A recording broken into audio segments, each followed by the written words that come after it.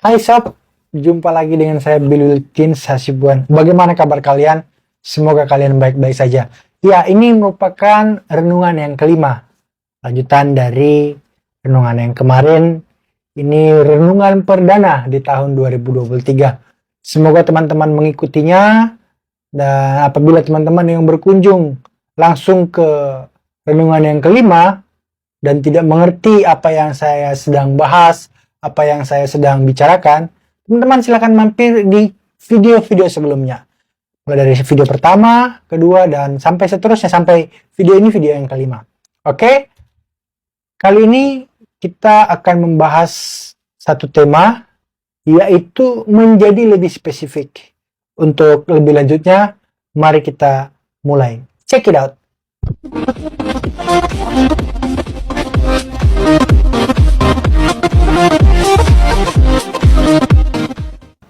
Tema renungan kali ini ialah menjadi lebih spesifik. Bacaannya terdapat dari Imamat pasal 25 ayat 23, Hagai pasal 2 ayat 8, dan Mazmur pasal 50 ayat 10 sampai dengan 12. Agak panjang ya. Tapi sebelumnya kita berdoa terlebih dahulu. Mari kita berdoa. Ya Tuhan kami yang Maha Pengasih dan Maha Penyayang, kami memohon pimpinan dan tuntunan-Mu untuk buat kami mengerti apa yang kami baca dan apa yang kami renungkan. Tuntun kami untuk dapat memahami, kemudian Allah Roh Kudus menolong kami untuk menjadi pelaku firman-Mu.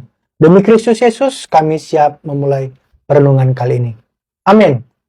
Ya, sobat sekalian, kita mulai membaca dari Imamat pasal 25 ayat yang ke-23. Saya akan bacakan bagi kita semua. Ayat 23. Tanah jangan dijual mutlak, karena akulah pemilik tanah itu, sedang kamu adalah orang asing dan pendatang bagiku. Imamat 25 ayat 23 dilanjutkan dengan Hagai 2 ayat 8.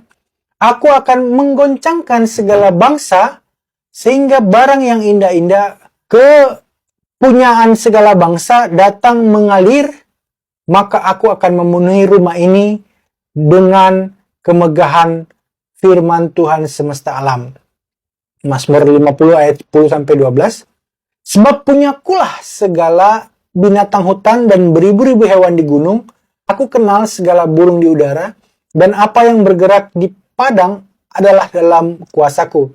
Jika aku lapar, kata Tuhan, tidak usah kukatakan kepadamu, sebab punyakulah dunia dan segala isinya. Begitulah pembacaan kali ini. Iya, teman-teman sekalian, dari tema yang kita bahas kali ini adalah menjadi spesifik. Ini merupakan tema lanjutan dari tema yang sebelumnya. Ya. Coba kita bayangkan bahwa kita, saya dan sobat sekalian, itu sedang bercakap-cakap dengan Allah pada saat kita membaca ayat-ayat tadi. Mulai dari Imamat, Hagai, dan Mazmur tadi. Bayangkan, Tuhan, bukankah kita sudah membahas hal ini kemarin, ya kan? Di perenungan yang keempat kemarin. Ya, saya kira atau aku kira aku sudah memahami atau sudah sadar mengakui bahwa hanya Tuhan atau hanya Engkau lah ya Tuhan pemilik apa yang ada atau apa yang saat ini aku punyai atau aku miliki. Ya kan? Semuanya tanpa terkecuali itu adalah milik Tuhan. Ya kan? Di perenungan yang kemarin. Oke, baiklah. Karena ini temanya adalah menjadi spesifik. Ini temanya ingin mengajarkan kepada kita bahwa hal yang penting itu harus diulang-ulang. Aku paham kalau pengulangan itu penting, ya kan? Tetapi mengapa soal harta benda itu menjadi penting? Mengapa Tuhan melalui firman-Nya mengingatkan kita dan mengulang-ulangi agar kita sadar betul bahwa harta benda kita, bahwa apa yang kita miliki, yang ada pada kita itu hanyalah titipan semata. Tuhan tidak menggantikan hak kepemilikan, tapi Tuhan hanya memberikan kepercayaan untuk mengelolanya. Di perenungan yang keempat saya sudah bahas. Nanti teman-teman silahkan nonton di perenungan itu. Nah, apakah karena aku atau saya memang benar-benar belum mengerti, makanya ini diulang-ulang? Seperti tentang banyak hal lainnya, seringkali aku hanya berpikir bahwa aku sudah mengerti. Oh, ini adalah permainan tipu muslihat iblis. Supaya apa? Supaya kita itu bisa melupakan hal yang penting dengan gampang. Untuk itu, saya mengajak dan melalui firman Tuhan ini, kita ulang kembali bahwa apa yang ada pada kita, sekali lagi, itu hanyalah titipan. Iblis selalu ingin kita, baik saya dan teman-teman, secara sadar agar kita itu menjadi ilah atas hidup kita. Kita yang berkuasa atas apa yang kita punya atau apa yang ada pada kita saat ini. Bagaimana biar kita bisa menghentikan pandangan itu atau pikiran itu? Caranya sesuai dengan tema, yaitu menjadi lebih spesifik. Refleksinya apa bagi kita sekalian? Milikilah cara pandang yang telah diubah oleh Roh Kudus. Sangat penting untuk menentukan pilihan-pilihan yang baik. Hal-hal apa aja atau apa saja di dalam budaya kita yang mendukung konsep yang salah bahwa contoh HP ini adalah milikku. Jadi ketika ada orang yang mengambil, aku akan sangat kecewa atau sangat sedih, sangat terpukul, bahkan sampai tak karuan. Padahal HP ini sebagai contoh, Tuhan izinkan untuk bisa berada di tangan saya. Tujuannya untuk apa? Untuk melayani misalkan seperti yang saya lakukan. Atau banyak hal lainnya. Untuk hal-hal positif. Kemudian, hal-hal apa aja yang harus kita jadikan otoritas tertinggi untuk bisa menjadi kontrol terhadap apa yang Tuhan percayakan. Yang pertama tadi firman Tuhan, ya. Kita harus sadar bahwa kita hanya bisa berpegang pada firman Tuhan untuk kita bisa menyadari bahwa apa yang ada pada kita adalah milik Tuhan, dan jangan sampai yang ada pada kita itu kita gunakan menjadi berhala-berhala.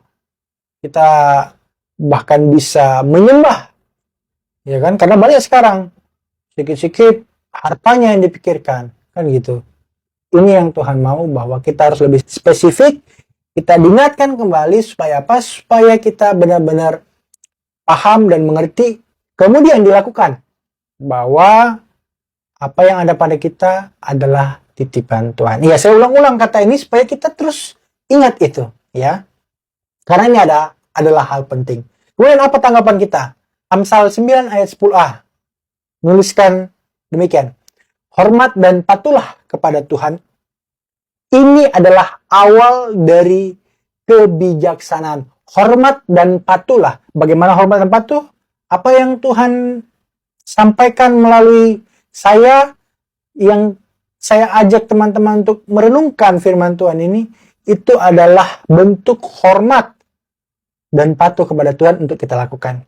Karena dijelaskan dalam Amsal, ini adalah langkah awal untuk kita dapat menjadi orang yang bijaksana.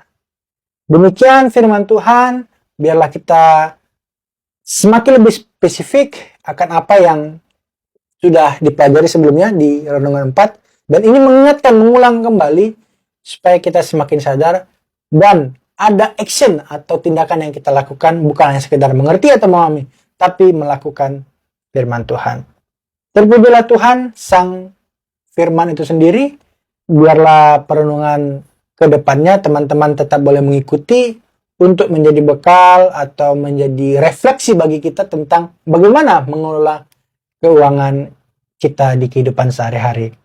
Dan sampai di sini video ini. Jika teman-teman merasakan manfaat dari video ini, silakan dibagikan kepada teman-temannya, kepada saudara-saudara sekalian, keluarga-keluarga yang jauh mungkin atau yang dekat, atau nonton bersama. Silakan juga lampirkan atau berikan komentar teman-teman jika teman-teman mungkin tidak mengerti atau tidak memahami apa yang menjadi pembahasan di perenungan kali ini.